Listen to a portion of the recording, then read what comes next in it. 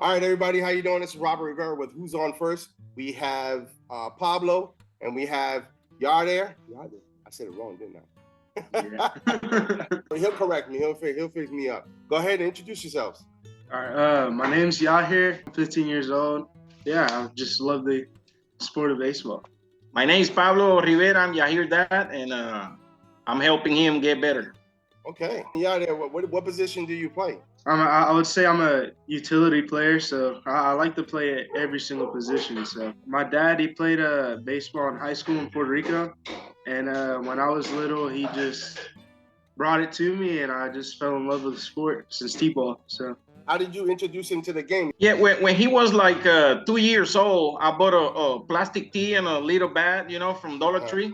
Okay. And I started letting him swing inside the house. I was kind of teaching him. When he was 4 years old, they let him play T-ball, and we signed him up. And from there, everything began. He fell in love with it. Who taught you about the game?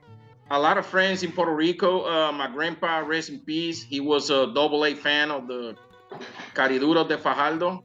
Okay. And he introduced me into baseball. He also was a baseball player way back in the days.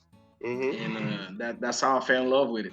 Playing baseball as a young man and Yahir playing baseball as a young man. Do you feel like sometimes like two different worlds? Yeah, because watching him playing just bring me back to my old days, and remind me with all the time spent with my grandpa at the baseball parks and my playing time, and yeah, it really brings some memories. Where you were at 15 to see him where he's at 15, who do you think is the better player?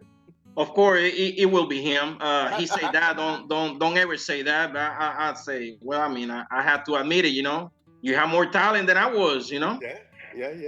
And you know what? Don't shy away from that. It's always something that parents want. We want you guys to be better than us.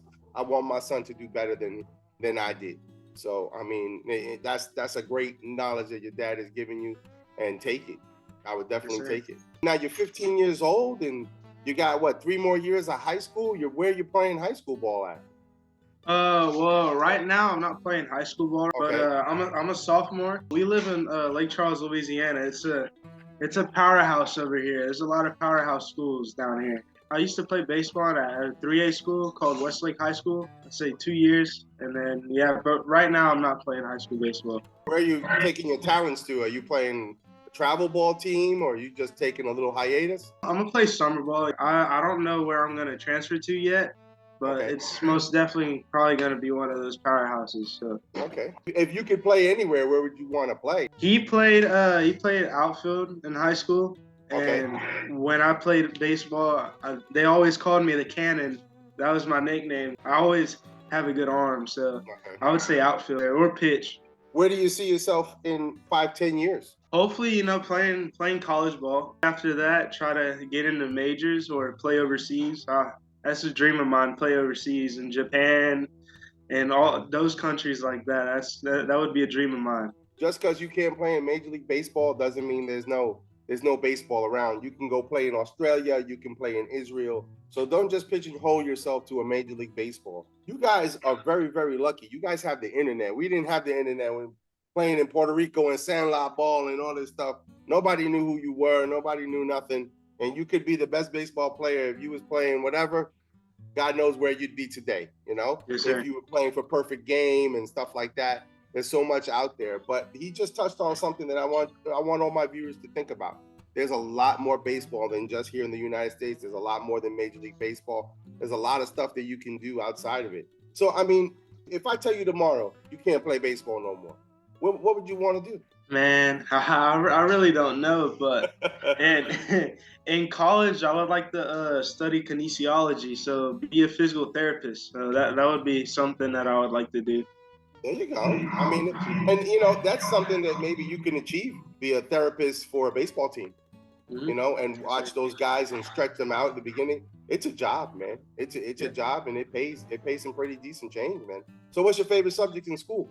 I would probably say either science or history, because I'm pretty good at both. I like history a lot. I'm into like a lot of historical cultures and all that stuff like that. So yes, sir. Where do you struggle in school?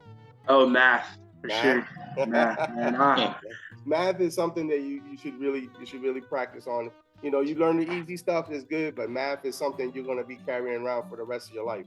What college would you want to go to? I really don't have like a favorite college, but like I tell my parents I would like to play like somewhere tropical, like Florida, for example, or Hawaii, but I really wouldn't mind. It's wherever I get most playing time, you know. Any superstitions that you have? I really don't have a superstition, but I guess me wearing the number 21 would be one, cause you know, Roberto Clemente, Okay. and my mom was born on May 21st, so yes sir. Okay. All right. Well, there you go, Roberto Clemente. So now, I mean, you were able to play ball just recently, not too far back. Yes Who sir. did you play for? You were playing down in Miami, I heard. So I got invited by Mr.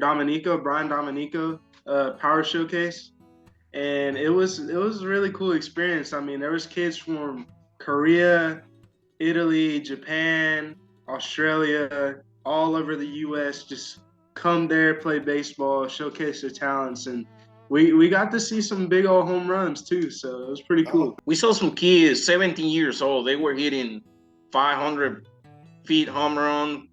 I mean, it was mind blowing. Yeah, it's crazy. They were hitting 500-foot home runs? Oh, yeah. 17, 18-year-old kids. Yeah, it's impressive. Yeah. Those kids, they were big and strong. I mean, they were athletes. They were physical. You know, when I was playing senior ball, we called it senior ball.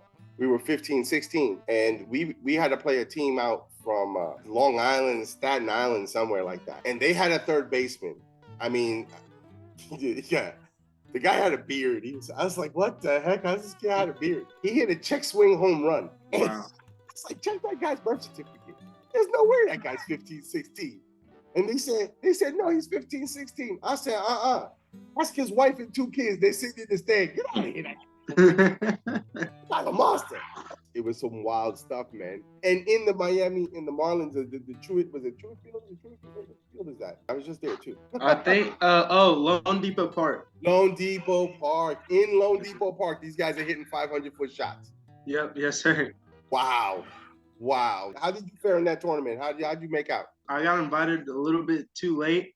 Okay. So I went out and pitched, and I did pretty well. I pitched 3 innings. I had 2 strikeouts, and I hit 86. So that was I would have never thought I had that in me, but it was pretty cool. The first inning, man, I struggled bad. I gave up some runs. I'm not gonna lie. I struggled really, really bad. But on the later innings, I kind of regained my confidence. So I'm like, hey, I don't have anything to lose here. So I'm gonna just go out there and just pitch, you know? Yeah, sometimes your most dangerous opponent is the guy that's got nothing to lose. If he hits a home run off of me, he's good. I mean, he's hitting 500-foot shots in practice. And if I strike him out, then hey, I look like a superstar. So sometimes you got nothing to lose. You know what I mean? That's a dangerous guy sometimes to deal with. How was it getting into that dugout and then coming out into the stadium and those lights and that field? How was that? How did you feel? Let's say you're on a boat and you're going into the ocean and there's no trees, no nothing. That's exactly how it feels like. It's just keeps on going and going and going. It just doesn't leave out of your head that you're in the middle of, greatness, basically. Yeah. I mean, now you got a taste of a major league ballpark. Don't let them slow you down out there. Do what you got to do to try to get your goals and stuff. So, I mean, how was your average this year? I batted close to 300. When you're facing a pitcher, you're in the batter's box, you're facing a pitcher, and you got let's say a 1-1 count. What's going through your head? Like, really, when I hit, I don't really think a lot. I do the thinking outside of the batter's box when I'm on deck.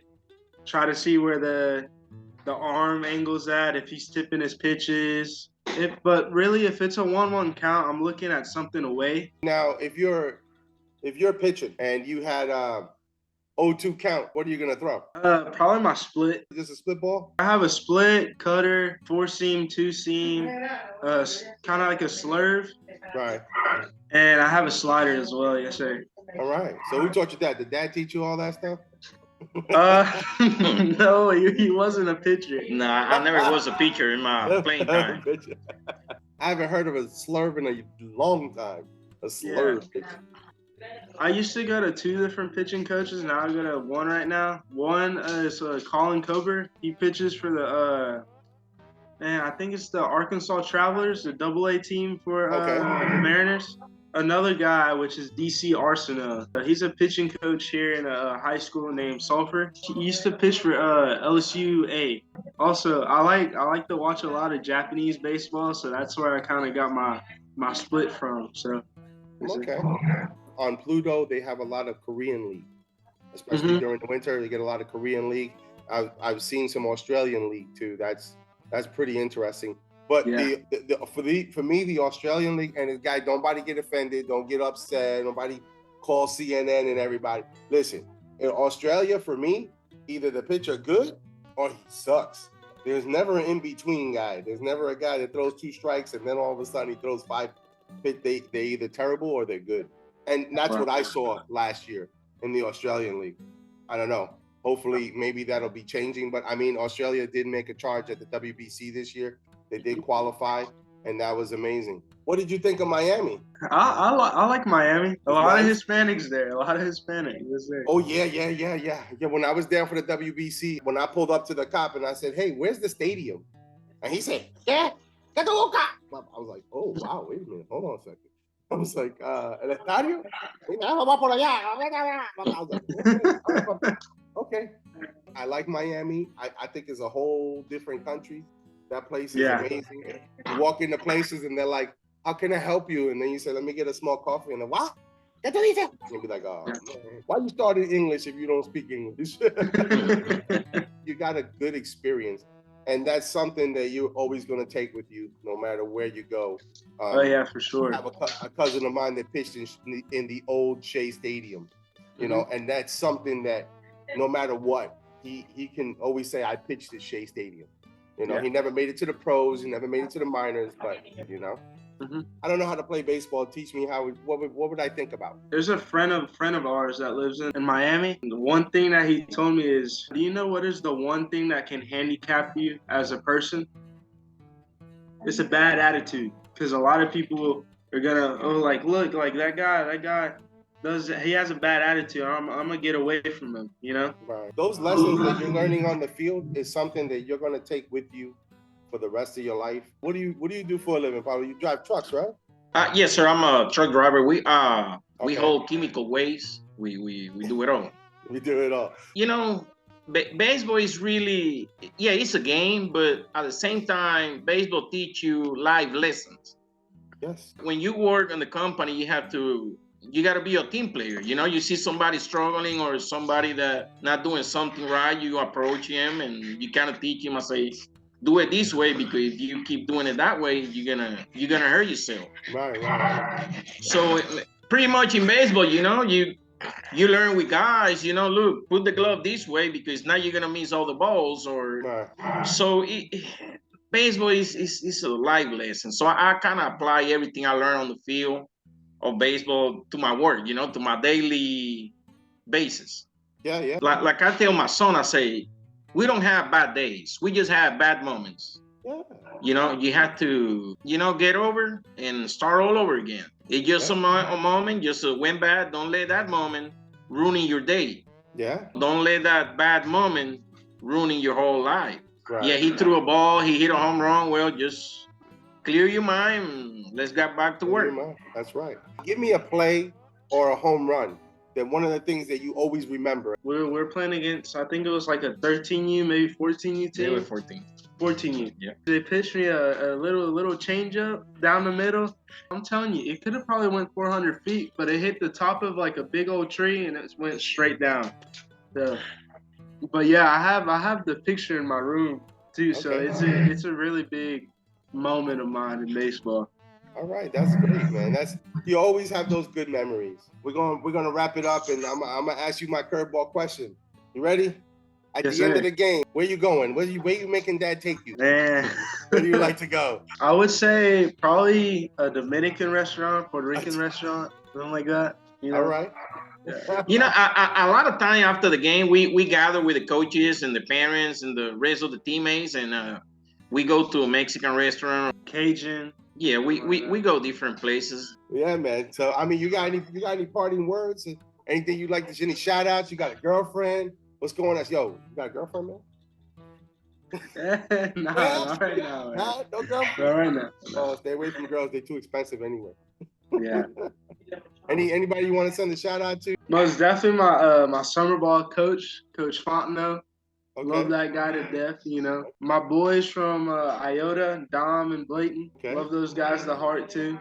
My pitching coach, DC Arsenault. My hitting coach, Keenan Fontenot. And yeah, that's really all I got. Oh, and the owner of PROSWAY batting gloves as well. Jake Simon. Jake Simon. So right here. Okay. It's really comfortable. It's not too tight or anything. It's like they're just really, really durable. I bought like a lot of like Franklin gloves, Rawlings, and all that stuff like that, and they just rip like easy. They're thin. They're thin. Like the top is thin, so it's lightweight, but then the actual leather itself is actually like kind of a little bit heavy, a little bit, not too much, but just perfect, you know. And what's it called? What's the company? PROSWAY batting gloves. They're out of Houston, Texas. Okay. All right. See, Dad, we didn't have none of that when we was growing up, right? We didn't have no. No. All we got just grab some dirt from the home plate, rub it in, and grab the bat. Let's go. Let's go. I was telling somebody when I was in Little League, I remember being a senior, 14 or 15. My dad came with a batting glove, and he said, "Here for you." And it wasn't two batting gloves, one. You got one. You figure you want the left or you want the right. You didn't get both of them. Give me the left one, Dad, because that way I could put it in my catcher's mitt. You know, that way I look pro. I look like Tony Peña. You know, I look like Benito Santiago. You know, I was, get down in my little crouch and stuff. And I thought I was the man that had one little batting glove. Now you guys get batting gloves, you get donuts, you get cleats. Yeah. You get man. Baseball have evolved a lot. When I was playing, we didn't have. All the bat we had was a single piece, and it was. I think it was my first bat. It was. I think it was a Wilson bat. Yeah, like and now in Japan and like the web right here. Yeah. They're making like designs on the web. Oh, like really? it's really, really cool. Like you could put like a little swan, a flower, whatever you want on it, and it's just it just makes the glove look out of this world. It's crazy. Wow. Hey, I got a good question for you. If you can meet any baseball player in the world, dead or alive, who would you like to meet? I got him on this one. I got him. Ooh, man, this is actually tough. It's a tough one. I got you. Yeah. See, Roberto Clemente for sure, and then alive, I would say Shohei Ohtani. Ohtani? Yeah. Yeah, he just got a home run robbed by my boy Aaron Judge. Yeah. Today, stole one from him. You know, but it's all right because he laughed. He's probably sitting there going, you know what? I gotta hit it like 2 more feet, get it over Aaron Judge. Yeah. Oh yeah.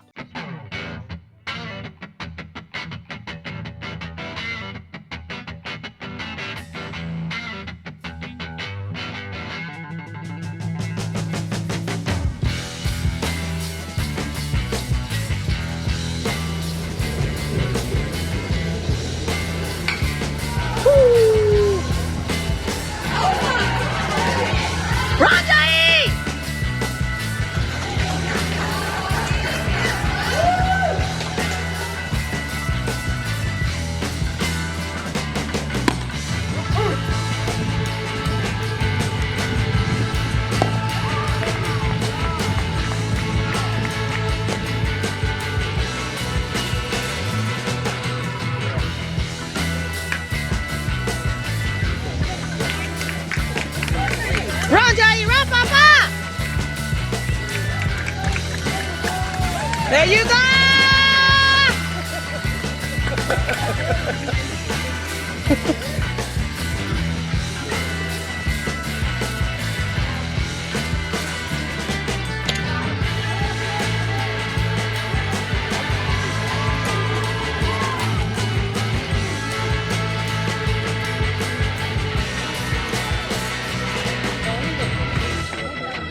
Uno y uno. He got burned. Go, go, go. Keep going, keep going. Get dirty, get dirty. Yeah, baby. All righty. Well, thank you for being on. I appreciate it so much. Pablo, you've been working hard today. I know you got to get to bed soon, and it's getting late for both of us over here. Well, anyway, listen, Adi, I wish you the best of luck, and look like you got a good head on your shoulders. Dad's doing good with you, and Yes, sir. remember, Thank you. you can take this wherever you want, man.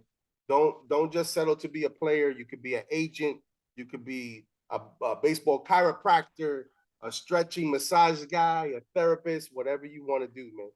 Baseball, life is something that if you combine them together, it's a dominant force. All right. Yes, well, I thank you guys for being on. And as we say on Who's On First, keep swinging. Sir. Yes, sir.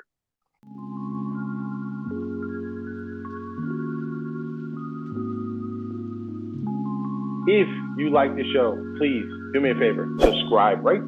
You see it? It's right there. Subscribe, share, like, and don't forget, put that bell on. It'll ding you when I put something else on, all right?